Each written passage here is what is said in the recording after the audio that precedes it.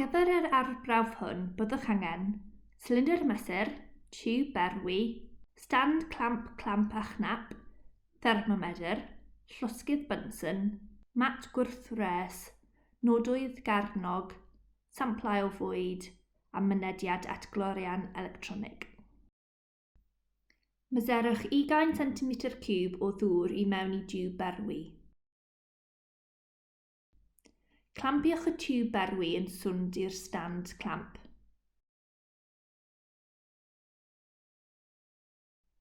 Cofnodwch tymheredd y dŵr gan ddefnyddio thermometr.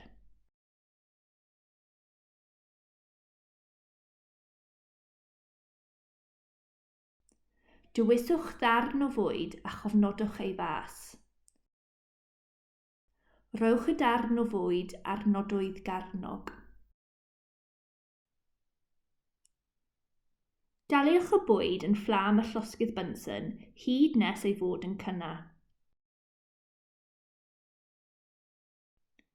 Cyn gynteg ag y bydd y bwyd yn cynna, daliwch y bwyd o dan y tiwb berwi o ddŵr. Cadwch y fflam yn union o dan y tiwb. Daliwch y bwyd yn y safle hwn nes iddo losgi i gyd.